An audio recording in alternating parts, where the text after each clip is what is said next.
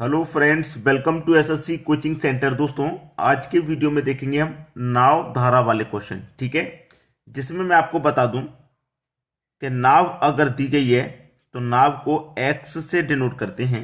ठीक है, नाव। अब देखिए, कभी कभी क्या होगा कि यहाँ पे इस तरीके से जो धारा, जो नदी बहेगी वो इस तरीके से बहेगी, जिस भी दिशा में बहेगी, जिस भी दिशा में, उस धारा को क्या करेंगे, वाई से डिनोट करेंगे। ठीक है, वाई से। क्लियर है? चलिए, अब यहां पे होता है x plus y equal to distance होता है। क्लियर है? प्रश्न क्या कह रहा है उसको देखिए।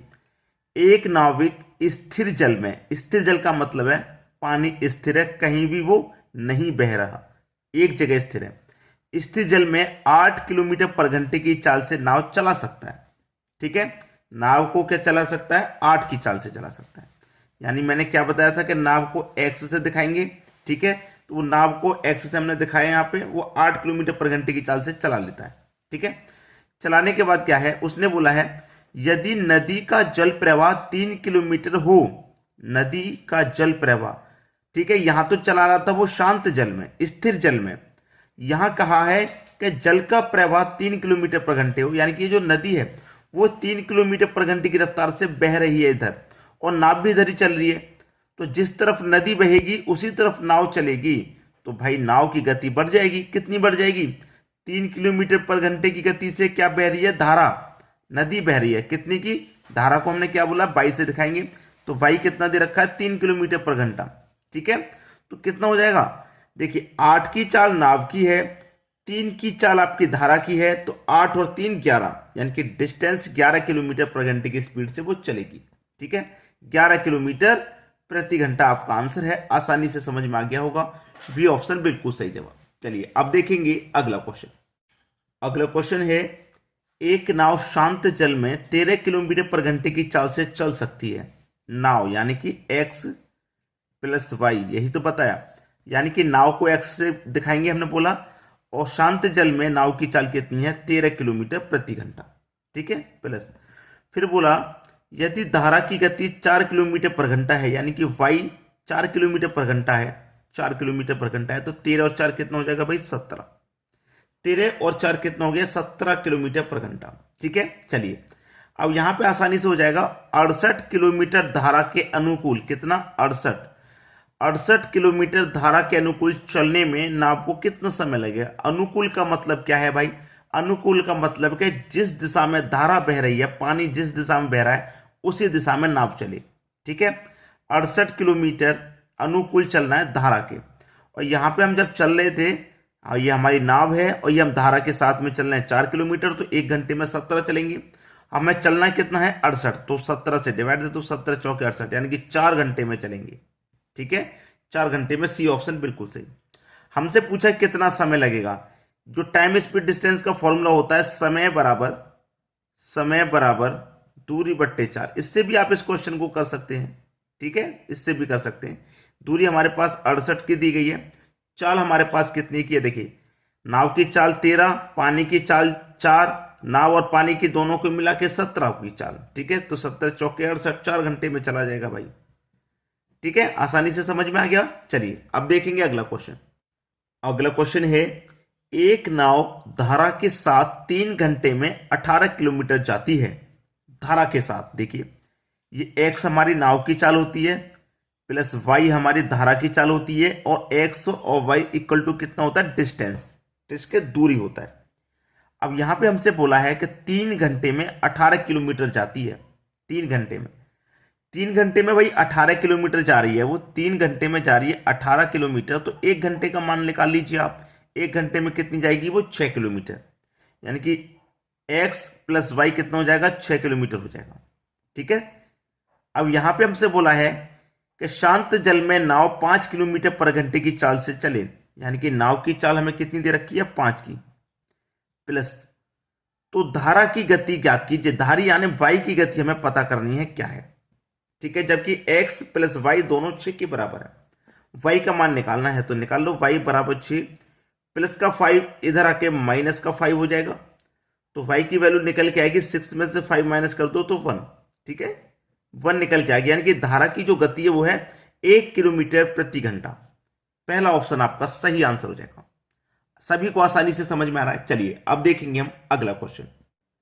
अगला क्वेश्चन है, धारा प्रवाह 1.5 किलोमीटर पर घंटा है, जबकि एक नाव स्थिर जल में 6 किलोमीटर पर घंटा 6.5 किलोमीटर पर घंटा चलती है। धारा के विपरीत नाव की चाल ज्ञात करें। इस बार बोला है धारा के विपरीत। धारा के विपरीत, जैसे ये धारा बह रही है, ये धारा बह रही है आपकी, ठीक है, ये धारा बह रही है, ये धारा बह रही है इस दिशा में, ठीक है। और उसने क्या बोला है, धारा के विपरीत। ये धारा है आपकी, धारा को क्या करते हैं, वाई से डिनोट करते हैं, बताया मैंने। और पूछा है उसने धारा के विपरीत, धारा के विपरीत, ठीक है, नाव की चाल उसने पूछी है।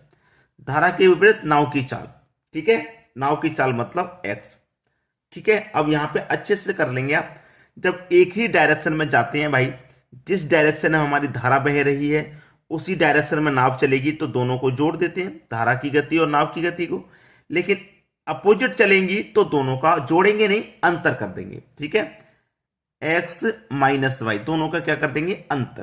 तो एक्स मेरा कितना है भाई, एक्स मेरा दे रखा है 6.5 किलोमीटर पर घंटा, ठीक है भाई। नाव स्थिर जल में 6.5 किलोमीटर पर घंटे चल रही है, नाव दे रखी है 6.5, माइनस वाई कितना दे रखा है, धारा प्रवाह दे रखा है 1.5 दे रखा है। और 6.5 में से 1.5 आप घटा देंगे तो क्या बचेगा आपके पास, 5 किलोमीटर प्रति घंटा ही तो बचेगा। बस हो गया आपका आंसर, हो गया ना, सी ऑप्शन बिल्कुल सही। जो बच्चे नाव और धारा के प्रश्नों से डरते हैं, परेशान होते हैं कि हमसे नहीं कभी बनेंगे, समझ लीजिए कि ये सबसे आसान है। बस आज आप हमारा वीडियो पूरा देख रहे हैं तो ये सभी क्वेश्चन को तो आप बिल्कुल ऐसा समझेंगे कि देखते ही खत्म, देखेंगे और आंसर मारेंगे। अब देखेंगे अगला क्वेश्चन। अगला क्वेश्चन है आपका, एक स्टीमर धारा के विपरीत दिशा में 3 घंटे में 72 किलोमीटर जाता है, 3 घंटे में 72 किलोमीटर जाता है। यदि धारा की रफ्तार 3 किलोमीटर पर घंटा है तो शांत जल में स्टीमर की चाल ज्ञात करें। देखिए 3 घंटे में 72 जा रहा है ना वो भाई, 3 घंटे में वो 72 जा रहा है, तो 1 घंटे में कितना जाएगा, 24। 1 घंटे का काम आपने निकाल लिया, 24 है, ठीक है। 1 घंटे में 24 बह रहा है वो। अब उसने बोला कि धारा की रफ्तार 3 किलोमीटर पर घंटा है। अब देखिए निकाल लीजिए, एक्स वाई। अब एक दूसरे के विपरीत होगा तो माइनस कर देंगे, और धारा की दिशा में ही नाव की दिशा होगी तो प्लस कर देंगे। उसने क्या बोला है, एक स्टीमर धारा के विपरीत। भाई धारा के विपरीत कहा है, जैसे धारा बह रही है इस दिशा में, तो स्टीमर उसके अपोजिट विपरीत दिशा में बह रहा है, ये कहा है, तो विपरीत रहेगा तो माइनस कर देंगे, ठीक है। चलिए अब उसने कहा कि धारा की रफ्तार 3 किलोमीटर पर घंटा है, यानी कि धारा वाई की रफ्तार कितनी है, 3 किलोमीटर पर घंटा। तो शांत जल में स्टीमर की चाल ज्ञात करनी है, यानी कि एक्स की चाल हमें ज्ञात करनी है। क्या होगी, एक्स की चाल ज्ञात करनी है हमें, क्या होगी, जबकि 1 घंटे में ये 24 किलोमीटर जा रहा है, 1 घंटे में ये 24 किलोमीटर के बराबर है, ठीक है भाई। देखिए x minus y equal to 24, भाई 3 घंटे में 72 किलोमीटर जा रहा है। स्टीमर धारा के विपरीत, भाई जो स्टीमर है वो धारा के विपरीत 1 घंटे में 24 किलोमीटर जा रहा है। निकाल लीजिए, इसका मान आसानी से कर लेंगे आप, किसी को कोई प्रॉब्लम होगी नहीं। x इक्वल टू 24, ये माइनस का 3 इक्वल के इधर आएगा तो प्लस का 3 हो जाएगा भाई। तो x इक्वल टू 24 में 3 ऐड कर दो 27, x का मान आ गया 27, यानी कि सी ऑप्शन बिल्कुल सही जवाब हो जाएगा आपका। चलिए अब देखते हैं अगला क्वेश्चन। अगला क्वेश्चन है, जब घड़ी में 3 बजे होंगे तो जल प्रतिबिंब क्या होगा। बताइए भाई, जब घड़ी में 3 बज रहे होंगे तो जल प्रतिबिंब क्या होगा।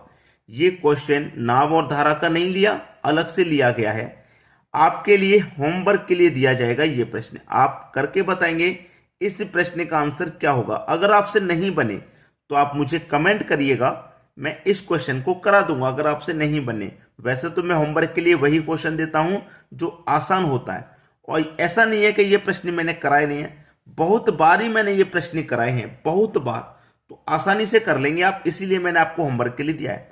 तो मुझे कमेंट करके बताइए कि इस प्रश्न का आंसर क्या आने वाला है। ठीक है दोस्तों, धन्यवाद।